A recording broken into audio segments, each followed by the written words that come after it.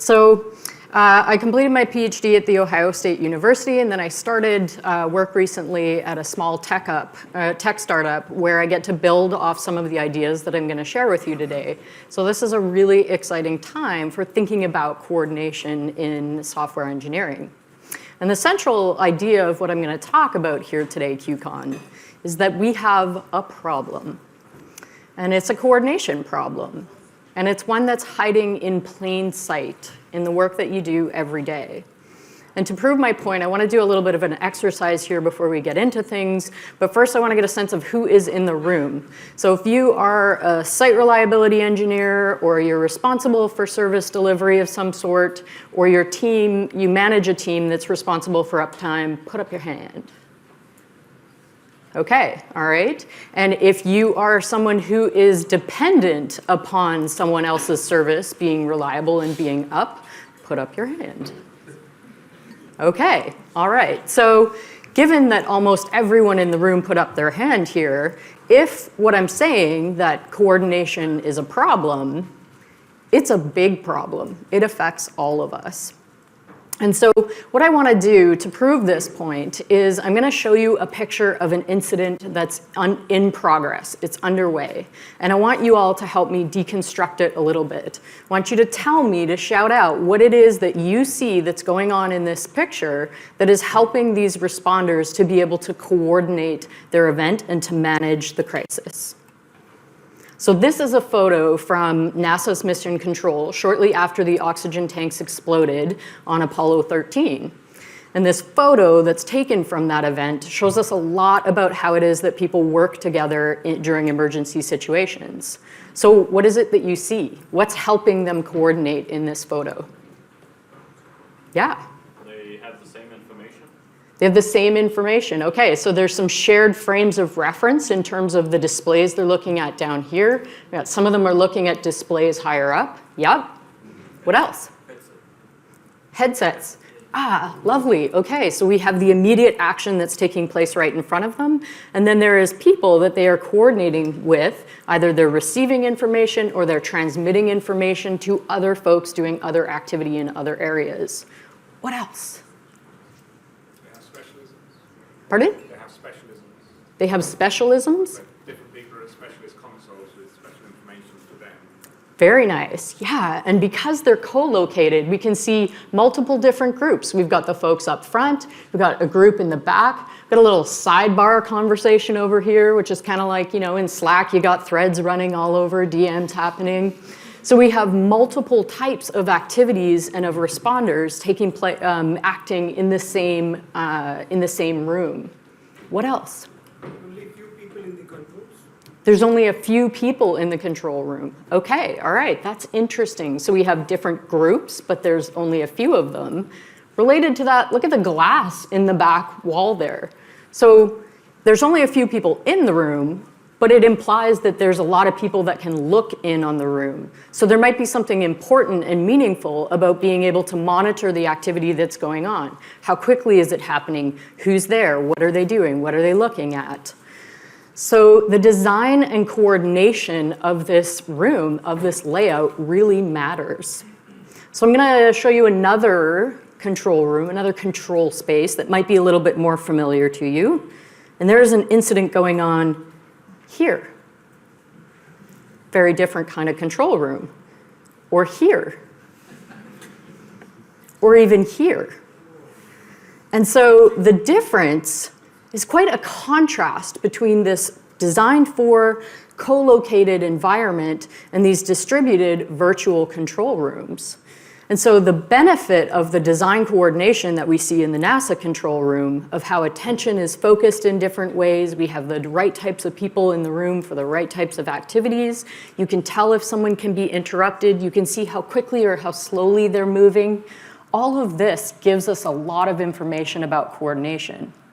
And so in that kind of a room, you get a lot for free in coordination. But in the virtual world, you can't just lean over and look at someone's shoulder and say, what are they doing? What are they going to do next? What are they anticipating to do?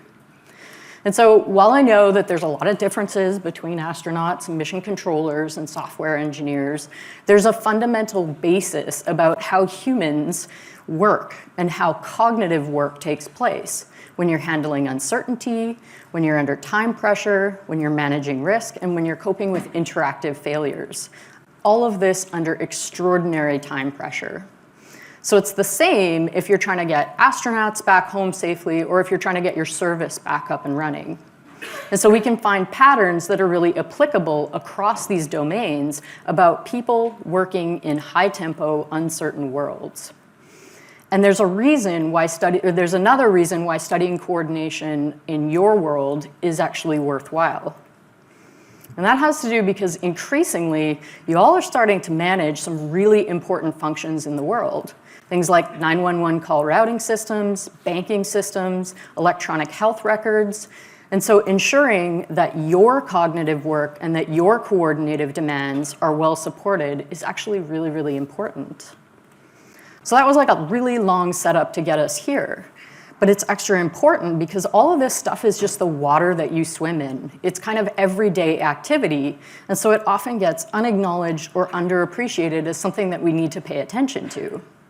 So here's the flow of the rest of where we're gonna go. I've been talking a lot about coordinative work, coordinative demands. We're gonna break those down a little bit further.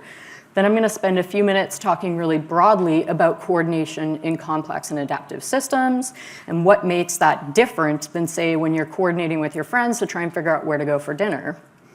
And then, excruciatingly, I had to distill my entire dissertation research into 4 key findings, and so I picked what I think are the juiciest ones for you. And lastly, I'll talk a little bit about some of the implications of this for your work. So I've been tossing around these words about coordination, cognitive demands, and ultimately what this is about is the human capability to perceive the world, to remember things that are important to the task at hand, to reason about those, and the ability to focus in on specific and meaningful details, like a little flashlight shining in. And then ultimately you're trying to act upon that reasoning, that sense-making of the event as it's happening. So the cognitive work is what goes into answering those questions like, what's happening? Why is it happening? How quickly is it happening? What does that mean for my service? And then what is it that I need to do right now? And the coordinative side of things is answering questions like, who has the skills and the knowledge to be able to help me with what I'm doing? How do I get a hold of them? What is it they need to know about this current situation to be able to make their knowledge and their experience relevant? What tasks should I give them versus someone else? How long is it going to take for them to finish? And what work might we be deferring as a result of this?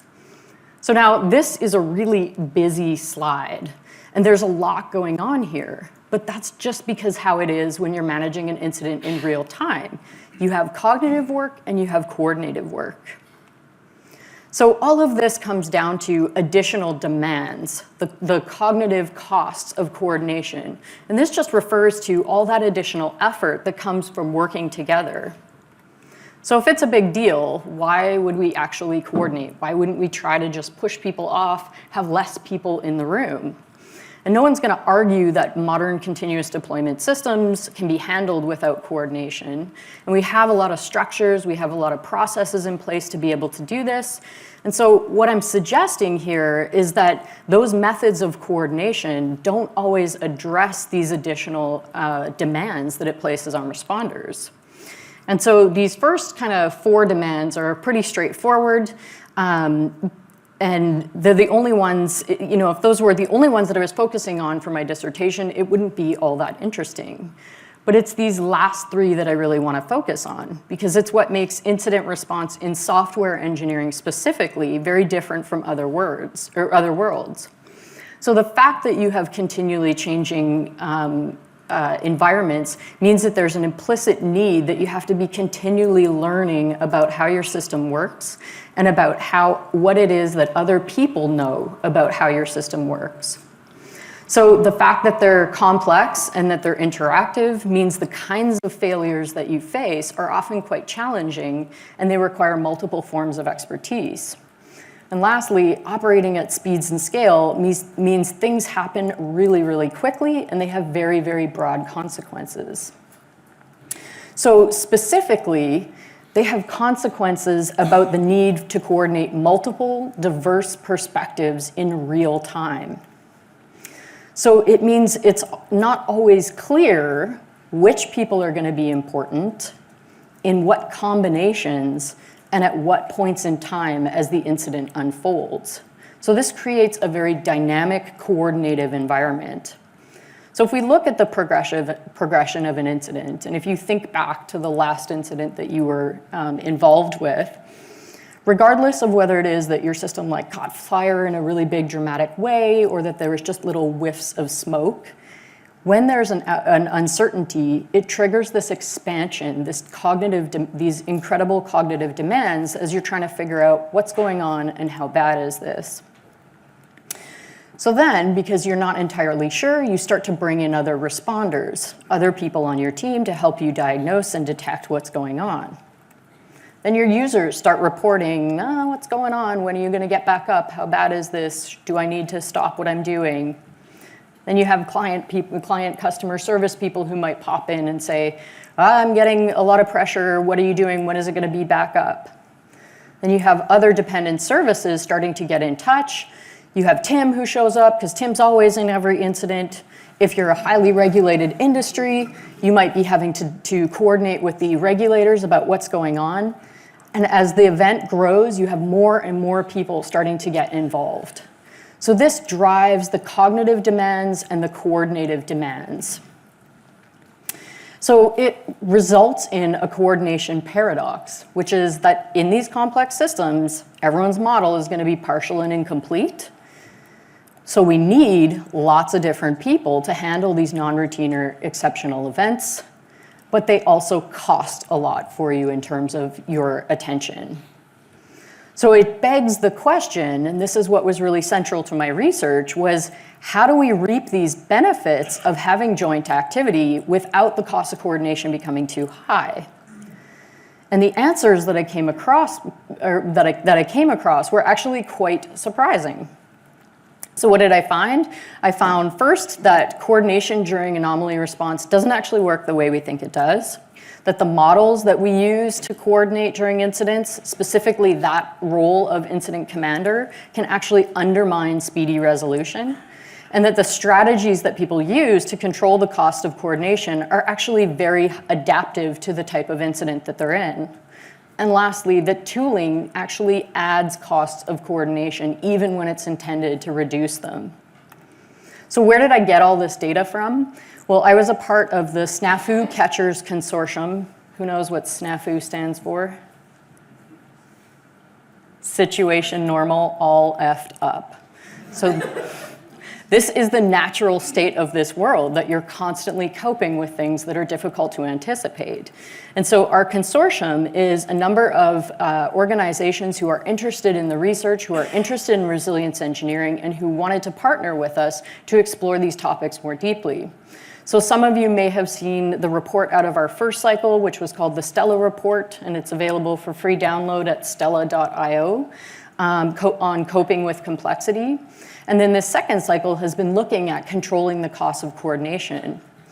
And so our partners and these findings, or our partners allowed us a lot of access to their organization. And these findings come from hours spent loitering by desks, lingering in chat ops channels, getting up at 4 a.m. to jump on a conference call, and painstakingly going through hundreds and hundreds and hundreds of pages of transcripts to see what's happening in the real-time interactions that take place either on a web conference or in chat ops channels.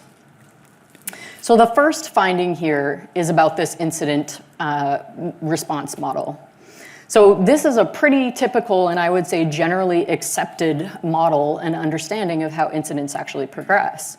And at a high level, you could certainly say that, incidents actually follows this kind of linear progression. You see it, you figure it out, you repair it, you fix it, you move on.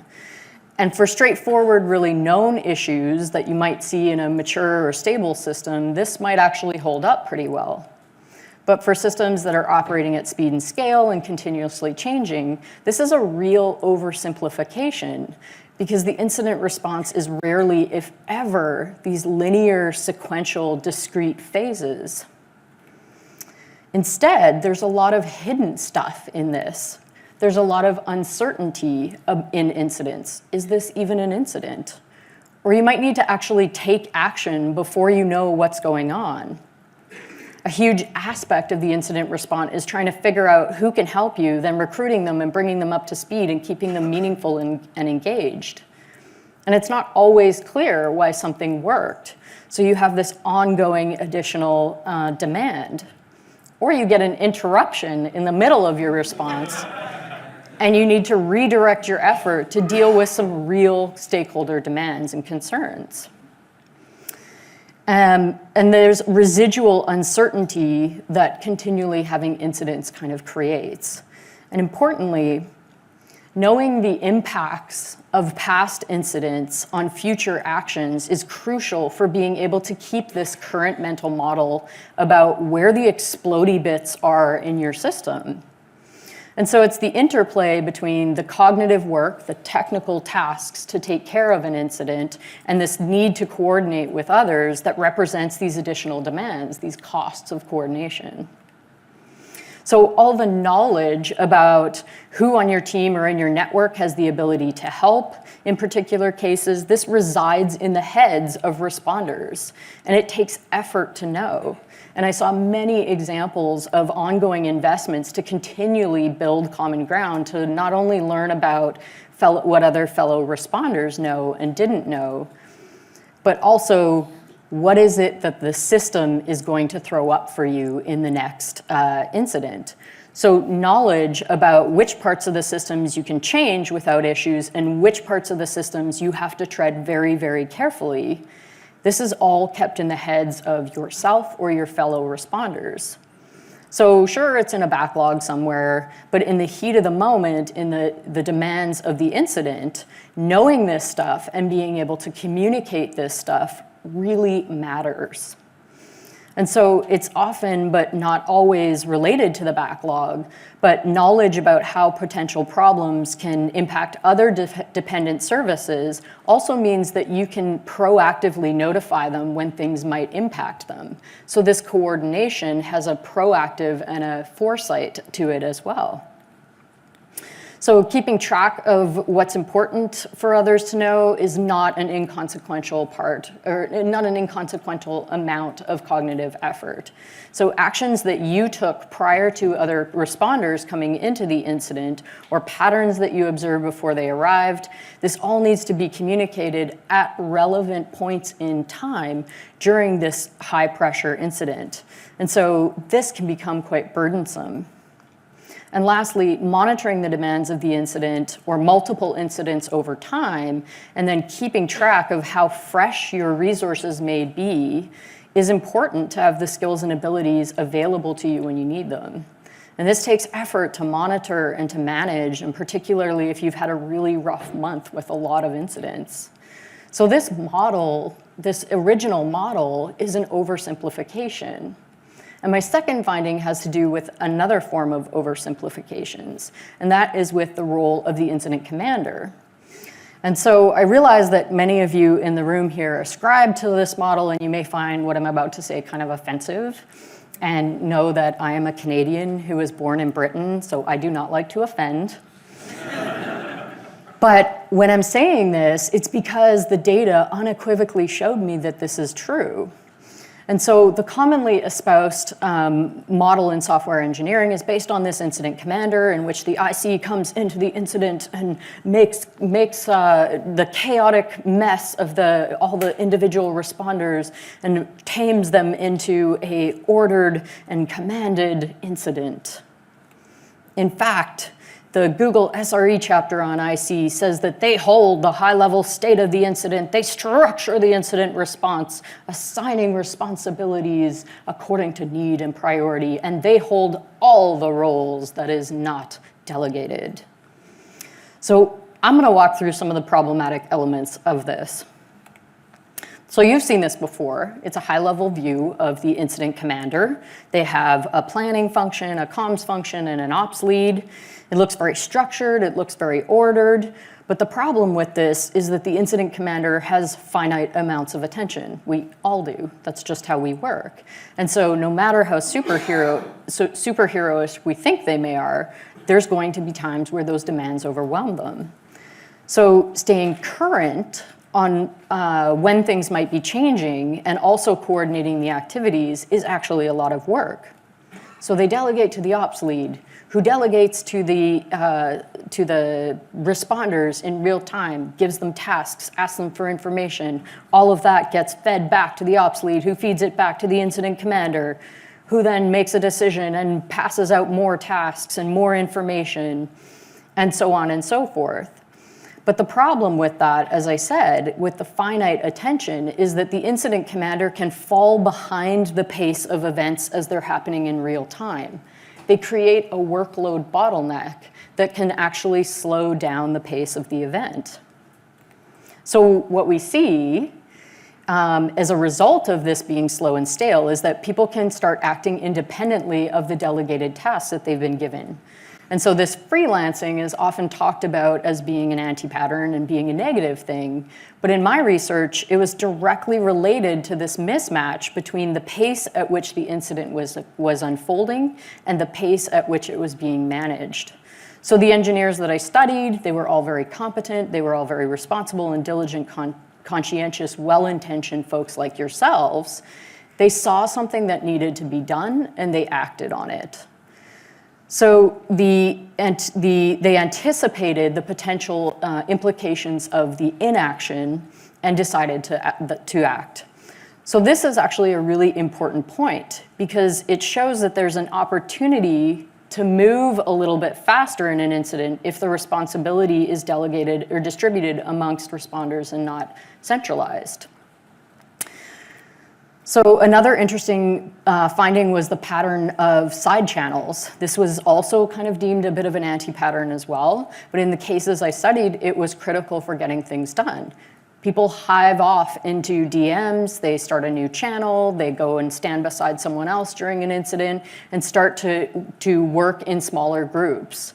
So this is necessary because the costs of coordination get too high. It's too noisy in the main war room to be able to talk in a real direct manner about a specific task. So these kinds of efforts require smaller subsets of people happening in concert. But the problem with this and the problem with freelancing is if they don't get communicated back to the main event, to how it's being managed, it can actually be quite dysfunctional. So the incident commander role here has taken a little bit of a beating. Does that mean that they're no longer functional, that they're no longer useful? And some of you might be thinking as you're listening to me talk through this, well, this would be chaos, it would be anarchy if we did away with the incident commander role. But based on what I saw from these last 3 years of research, things can actually be quite different. So I'm going to use a really simplified example for you to make this concrete, and it's traffic. So people in this situation, they know how traffic works. They continually adjust their actions relative to the flow of events. They're speeding up, they're slowing down, they're signaling their attention. And this is a marvelous example of what it's like to be in a well-orchestrated incident. In the dance of the morning rush hour traffic, everyone knows the choreography for a smooth performance. So how many of you have been a responder in an incident where it felt like this? It's pretty amazing, isn't it? So one of the things that's interesting about this is that there was a lack of controllers in that situation. There was no traffic light, there was no police officer, and yet it worked. So this is a very powerful and a super exciting way to think about incident response practices, because the current paradigms that focus on the idea of a centralized command structure, there's an alternative out there. So the participation, the anticipation, the ability to seamlessly synchronize activities in a larger joint effort is quite meaningful. And we can see that if it typically runs smoothly, but each agent in this sort of distributed network is able to more fluidly adapt and adjust to the demands, we can lower the costs of coordination. So I'm calling this adaptive choreography, and this thinking requires a very different way of thinking about the problem. So it's my third finding, and like the dance, what it comes down to is being able to fluidly and dynamically adjust to how coordination happens. And I've taken a first kick at what this model might actually look like. So we still have the role of the incident commander because these decisions, or there are times where decisions need to be made quickly. We need to know who that centralized authority is. And we want to have someone who has that bigger picture in mind. But these roles play a very different function in supporting the adaptive choreography of the responders in real time. So what I found in the high-performing teams that I was looking at was that in multi-party high-pressure events, very rapid but very direct interactions amongst the responders typically worked really well. And that's largely because they fulfilled the functional requirements of coordination as they were carrying out their tasks. They're able to anticipate what needed to be done next, and they were able to take the initiative to do it. They listened in on what others were doing, and they were able to better sequence the timing of those actions. So they could, by maintaining a fairly low level but continuous awareness about the status of the event progression, they were able to actually provide input into critical decisions and point out potential threats and the implications of different courses of actions. So they recognized more readily when someone, including the incident commander, had a partial or incomplete mental model about what was going on, and they were able to very quickly correct and repair that breakdown in common ground. So if we go back to that example of NASA and mission control, many of those same functions are being supported there. Being able to look in, being able to listen in, understanding what others are doing as a way of ensuring that everyone is up to speed on the most current state of that event. So to me, this is the most important finding of my research, this model of adaptive choreography. And I think that it really has the potential to disrupt how we do incident management, how we learn about incidents, and ultimately how to deliver more reliable service with less cognitive and coordinative demands on those of you who are handling these incidents. So in the Ask Me Anything panel that I participated in with Denise Yu, we started talking about what resilience is and what it looks like and how to achieve it. And when I step back and I look at the literature from cognitive systems engineering and resilience engineering and from these domains where we have studied a lot of adaptive capacity in other high hazard, high consequence environments, I would say that this is a good start for us to think about how to integrate resilience engineering into incident management practices. So this is ostensibly, like as far as academics get to do it, this is my mic drop moment. This is where I should say, bam, we figured it out, and I should walk away. But since you're technologists and you build tools, I would be somewhat remiss if I didn't at least speak to the tooling. So my fourth point and final point is coming back to that revised statement about which people are involved, and I will say which machines, which automation, what tooling is involved is important to know in what kind of collaborative interplay and in what sequence. Because this is a whole talk in and of itself to talk about this kind of interactive, collaborative autonomy. But there's a common theme here in that it's not just about a role or a task that a person can take on. It's, again, about supporting those underlying functional relationships of coordination.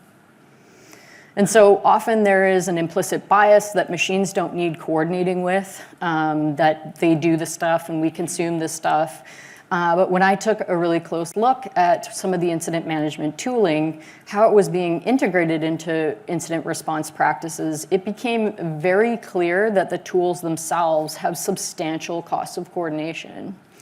So when you are in the heat of the moment, the heat of the incident, lags or delays in the web conference or the audio bridge can add additional cognitive demands. We've all been in on those conference calls and we know what this feels like. So you can also have glitches where things get dropped, and the amount of effort that's spent into going into making sure that the automation has current information about what's happening can actually be quite substantial. All of this tweaking and fine-tuning, this effort that goes into making sure that the tools are keeping pace with the change in the world.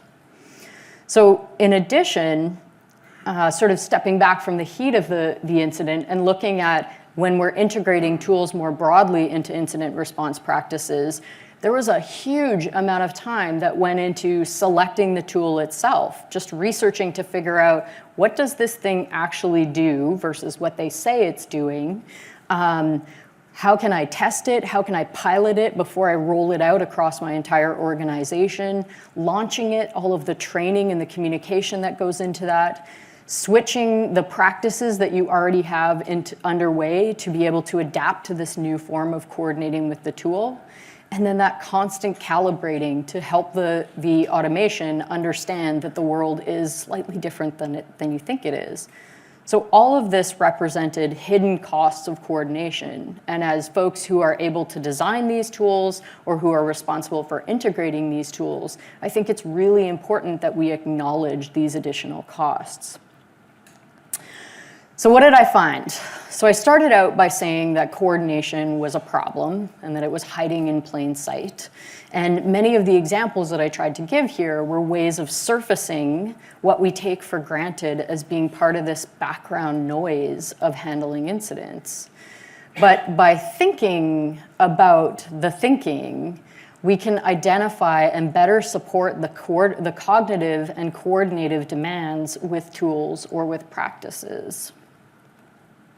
So just as NASA leads innovation by venturing into uncharted territory and showing us what is possible, I believe that software engineering could lead a step change in incident management practices, and it's my hope that you'll continue to push the boundaries of what is possible in how we coordinate.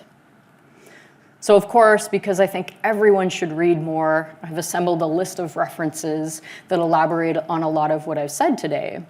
And I do have an article that's coming out with InfoQ that kind of summarizes the key concepts that I talked about here. So if this is kind of exciting for you, please get in touch.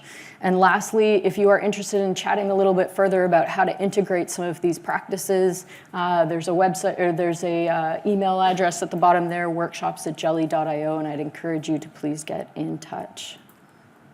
Thank you very much.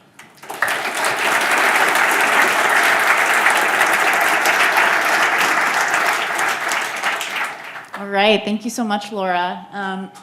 Who has questions for Laura? Okay, one in the back of the room.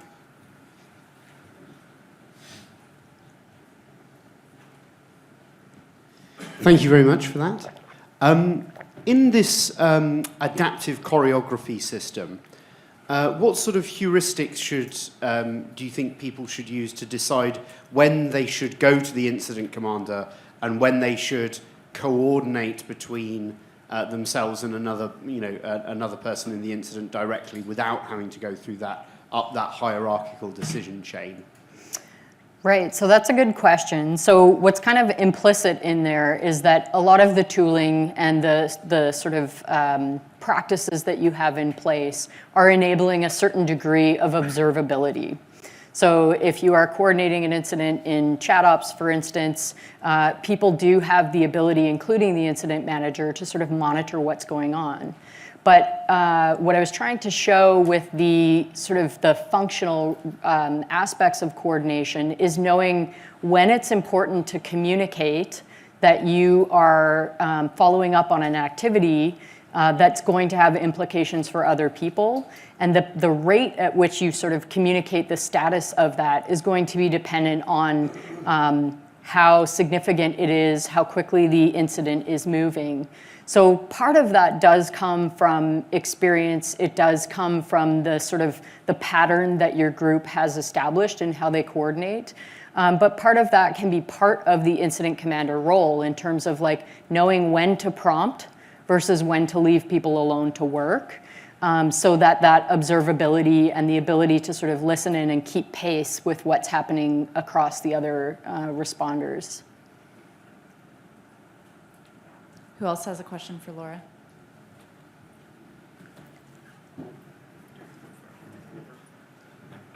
So I really like the metaphor of not having a traffic cop or the traffic lights and everything keeps moving, but it seems like it's been frustrating sitting at a traffic light and you can't move, and I think that acknowledges people sometimes just want to run the red and go. But if everyone's slowly moving around and making steady progress and then suddenly a truck comes flying into the intersection, that can be bad. How do you prevent that analogous situation from happening during this type of So I guess my question for you is, would the incident commander like prevent that from being disruptive to the incident? Well, I wonder if that was one of those rules that stays with the incident commander is watching out for the truck that's flying at the intersection. Right, yeah, and so in the model that I proposed, that incident commander does still maintain that sort of high level, bigger picture understanding. But what the shift implies here is that everyone is poised to adapt. Everyone is expected that they're going to be able to, or they're going to need to be able to adjust in real time, as opposed to we wait for direction and we're if you think about it in a basketball analogy, you're on your feet in the ready position as opposed to standing and waiting for the coach to tell you what to do. Yeah, so thanks for a great talk. Okay, I'm from the rest of Europe. I don't drive on the left side of the road like here. So I'm a new person, going back to your traffic analogy. How do you add me into the system? So this brings up a really good point, is that as we start to have cross-boundary type interactions where now you've got third-party engineers that you need to bring into your incident response, or your network team, or someone who's not part of the sort of typical pattern. So they're not learning a process. So they're enacting the similar types of functions to be able to communicate what's happening, anticipate what's going to happen next. So in that instance, if you have someone who's coming into an event who isn't familiar with this kind of mode of adapting, they're going to need more effort to coordinate with. So that means that I as a commander, or I as a responder, am going to have to anticipate that we don't have a lot of common ground, that you're going to need extra communication, you're going to need extra sort of signaling to help you understand what's appropriate action. So in that context, you might have that incident commander role more directly delegating those types of people.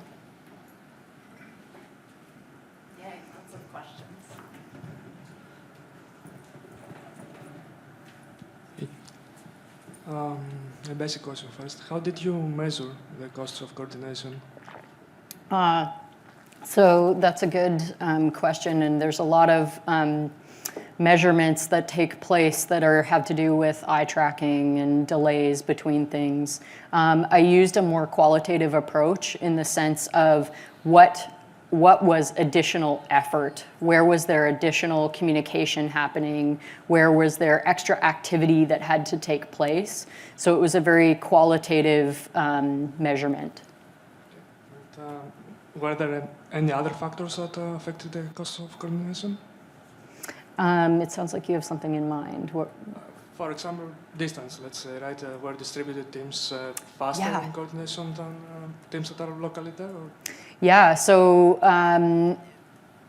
when you're asking about the other factors that were involved in coordination, I think distance matters 100%. And so this idea that you can have a geographically distributed team that's going to function and operate the same as a co-located team it's a dream, it's a fantasy. And there are examples in other high hazard work where that fantasy is being applied to real world settings. We're pulling engineering teams off of offshore oil platforms and locating them onshore. We're looking at aggregating air traffic controllers, pulling them away from the airfield and centrally locating them. So these types of things where we start to understand what is the impact of these distributed teams really matters. And there is a huge body of work in the computer-supported cooperative workspace that looks at these kinds of things specifically. There's one over there too. Have you considered whether the adaptive choreography is applicable to other leadership scenarios? In what sense? So it just seems that there's been a lot of research into, or as I understand it anyway, into the effectiveness of like command and control approaches, especially in military circles, trying to move towards something where units actually work in more autonomous ways. Yeah. Have you seen a lot of parallels there? Have you looked at different research in those areas, and do you think there's some mirroring there? Or? Yeah, it's a great question. I think that sort of like speaks to this idea that we need to challenge these fundamental paradigms about how we think work needs to happen. And part of that drive for structure and for command and control has these implicit assumptions about who are the people that are doing the work. And oftentimes the reason why we're using these rigid structures is because we think that those people need to be controlled and they need to be constrained, that they're not to be trusted to make action or to take action that is in the best interest of the broader team. And another sort of view on that paradigm is like, well, you are closest to the action. You are, you have more knowledge of that system and of what's happening than someone in a different part of the organization. And so pushing that sort of deference to expertise down to the person who knows the most about the situation and being able to sort of flexibly and fluidly adjust that is really what many domains are recognizing is a better way to organize, a better way to coordinate. And I think the example you gave of military applications is a great one, because war is not, bad guys over here, guns facing this way, good guys over here, guns facing this way. It's much more emergent and it's much more adaptive. And so you have to organize in ways that match that variability that you see in the world. I think there was one over there. You could just shout it out.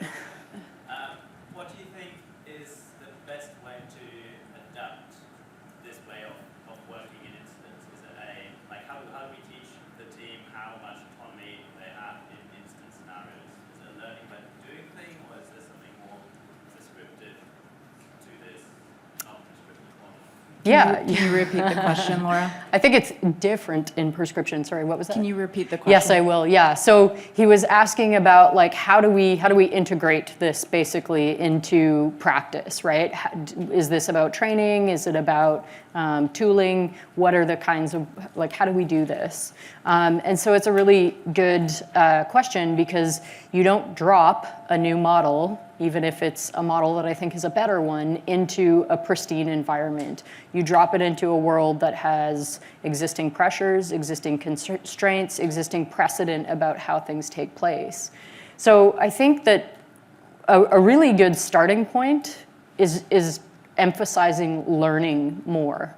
And instead of driving after, and I know the Twitter sphere is going off about there is no root cause, but really instead of trying to kind of push into these, what are the technical sort of causes of an incident, and instead trying to look at what are the patterns that surfaced that made this problem harder or made it easier, and then what was our responses to those challenges and difficulties that either helped us or that hindered us. And so it's a good starting point for teams that are thinking about how do we integrate new ways of thinking, new ways of organizing into incident response practices.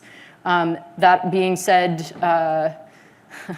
my dissertation research, I'll be publishing some results out of that do get a bit more prescriptive about, well, how do you set up roles?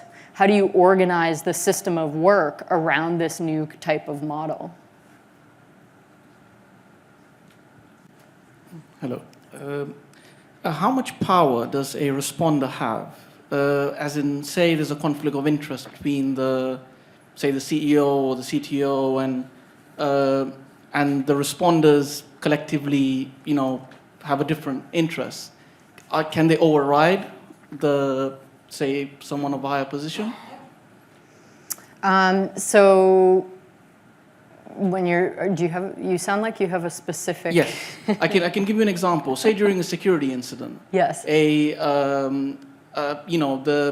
responders are investigating, but say the CTO says, okay, kick them out of system.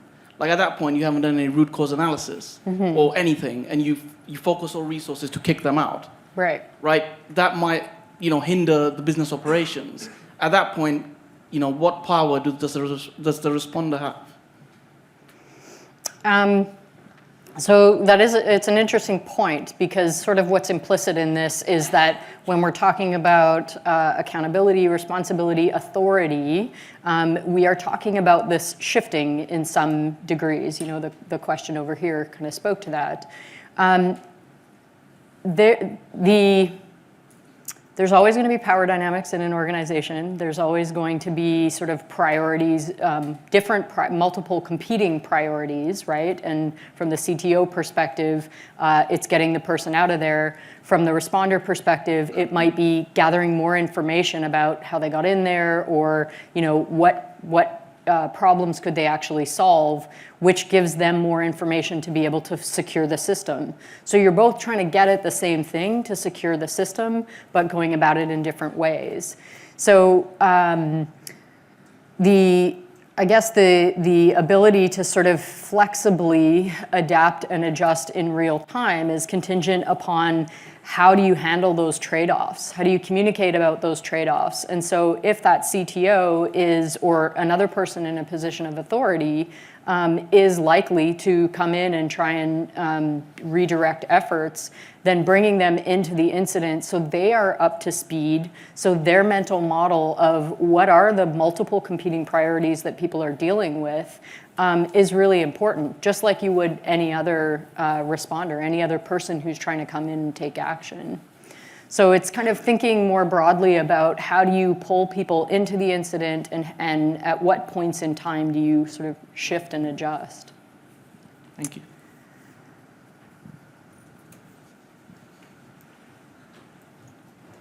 So far.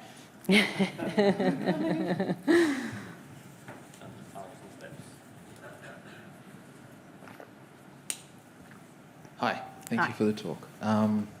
So in your traffic light example, the agents in the study relied heavily on the brain's ability to anticipate direction and speed and location in the future. To do that in a cognitive context, meaning that to anticipate people's actions due to their thinking, that requires quite a high level of communication. So what kind of speedy communication would you recommend, and how would you facilitate that in a team of a larger than small size? What speed of communication? No, what kind of communication to optimize for speed? Right, okay. Yeah. All right. So typically what we tend to find, whether we're studying an emergency room department, a team that's dealing with a crashing patient, or nuclear power plant operators that are trying to prevent a meltdown, is that experts have a very highly encoded, very terse way of being able to interact. So you can say something that doesn't have a lot of meaning to anyone outside of your response team, but is very informative to people within the response team. So what I'm saying is that those are the ways that you're communicating, what you're communicating, are gonna be relative to who's involved with the incident, and to the question up here, how much common ground do you have? So one of the other really interesting findings in the research really had to do with this idea of common ground, which is the people that are involved in the incident all have to have shared knowledge, beliefs, and assumptions about what's going on, what's important, what are the priorities of this event. And so the more common ground that you have, the easier it is to have these really short encoded interactions. You don't have to spend a lot of time explaining yourself. And so that investment in common ground is made before the incident starts. So this is learning about what the other members of your team knows. It's learning about what changes are happening in different parts of the organization or dependent services that might have an impact for yours. It's about having this much broader view. So my suggestion for that is to actually think about in advance, what is the way to establish a richer common ground in order to interact the way you normally would with other responders. And I'm getting the big red stop sign. All right, thank you so much, Thank you very much, everyone. Laura, thank you for